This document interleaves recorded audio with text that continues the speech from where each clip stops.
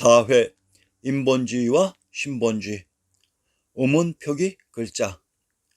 전 세계에는 각 나라 말의 의미, 뜻을 표기하는 글자와 그 언어의 우문을 표기하는 글자가 따로 있을 수 있습니다. 스페인어와 한국어의 경우에는 언어의 의미, 뜻을 표기하는 글자와 언어의 우문을 표기하는 글자가 동일합니다. 그래서 스페인어와 한국어의 경우에는 사전의 단어에 별도로 발음 표시가 없습니다. 영어와 프랑스어 그리고 중국어의 경우에는 이들 언어군의 공통점이 언어의 의미, 뜻을 표기하는 글자 이외에 그 언어의 발음을 표기하는 글자가 별도로 존재합니다. 문제는 여기에서부터 시작됩니다.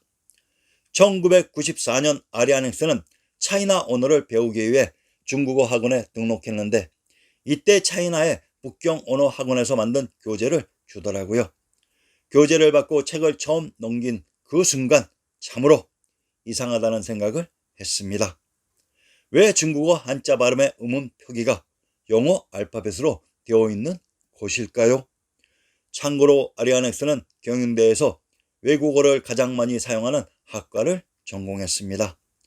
차이나 언어의 한자 발음 음운 표기를 영어 알파벳으로 표기하기 시작한 것이 1950년대에서 60년대로 알고 있었는데, 그러면 그 이전에는 과연 무엇으로 한자 발음의 음운을 표기해서 국민들을 가르치고 역사가 전개되었던 것일까요? 거 우습지 않습니까?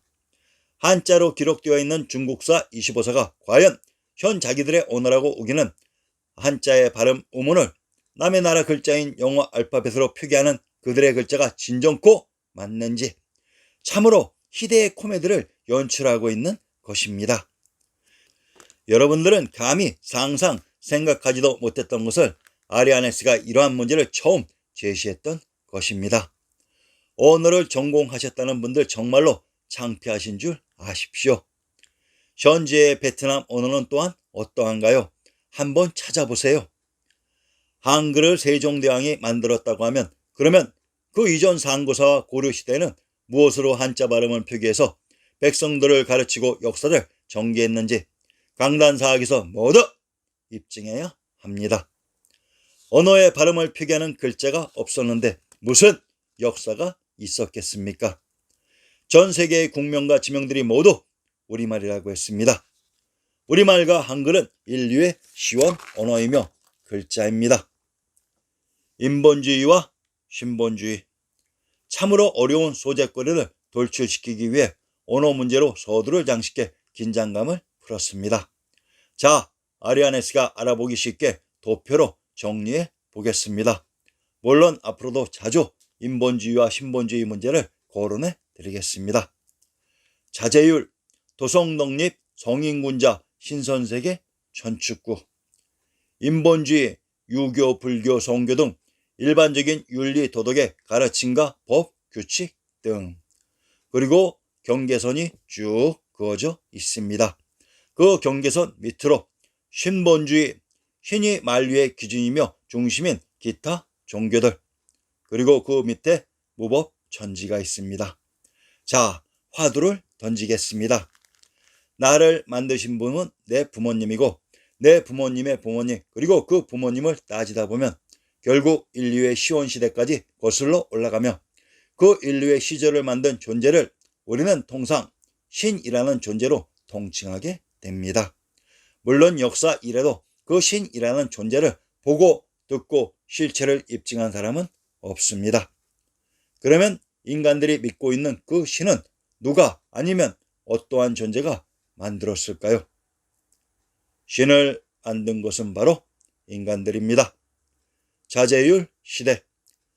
부도지 오미의 화에서 인류 태초 시대의 선조들은 스스로 오욕칠정을 다스린 자제율의 시대였다고 했습니다. 이 자제율의 시대가 바로 인간 스스로가 도성 독립한 해탈 신선의 사회였던 것입니다. 어떠한 외부의 신적인 공포의 존재와 율법, 규약이 없이 인간들 각자 스스로가 모든 것을 누군가의 시선과 감시 없이 스스로 극복하고 해결할 수 있는 그러한 사회였습니다. 그런데 오미의 화로 인간세계 사회에서 자제율이 무너지기 시작했습니다. 그러면서 누군가를 감시하는 수찰이 생겼다고 했습니다. 즉 스스로 규율하는 풍속이 없어지고 타인을 감시하는 수찰인 타제로 들어가기 시작했습니다. 인본주의 시대. 타인을 감시하고 의심하는 타제율의 시대로 접어든 인류는 통치 방식에 변화가 있었으니 유교, 불교, 성교의 공통점이 무엇인지 아시겠습니까? 유불선 이 세 한자의 공통점이 바로 사람인입니다. 유불선은 사람이 중심인 인본주의 사회입니다. 이러한 인본주의 사회의 도성 독립을 위해 인간 개개인의 긴장감을 유지하기 위한 신관이 등장하니 이를 신독, 개신공구라고 합니다.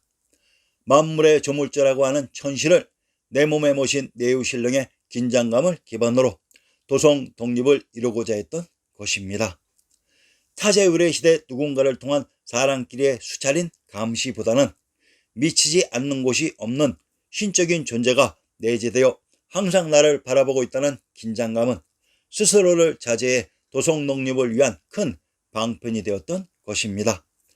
타제율의 시대 신적인 존재의 내재로 인한 긴장감을 유지하는 신독과 개신공구는 인간 스스로를 규율하는 자제율로 가는 길이었던 것입니다.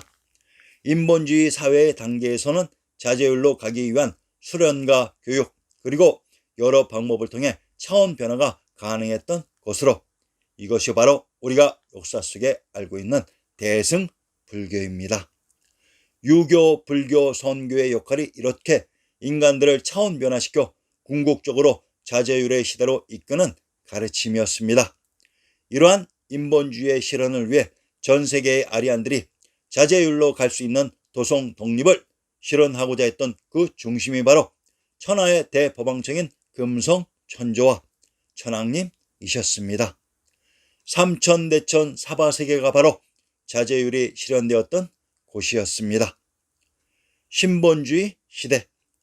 신본주의란 절대적 신적인 존재가 있어 그러한 존재가 세상을 주관하는 것이 아니라 그러한 존재가 있다고 믿는 사람들이 주관하는 세상을 신본주의라고 합니다. 신본주의에서의 신과는 내 몸 밖에 존재하는 무시무시한 신령으로서의 신의 존재입니다. 이때의 인간은 신에 종속된 존재가 됩니다. 신본주의에서 인본주의로의 차원 변화는 매우 어렵습니다. 스스로 극복해서 문을 열지 않는 이상은 서로 간의 차원 변화를 할 수가 없습니다. 그래서 아리아네스가 경계선을 그은 것입니다. 그런데 인본주의에서 신본주의로의 이동은 매우 쉽습니다. 그리고 신본주의에서 무법천지로는 얼마든지 이동 가능합니다. 자, 천천히 생각해 보시면 그 본뜻을 알 수 있습니다. 무법천지, 여러분들이 알고 있는 바로 그 세상입니다.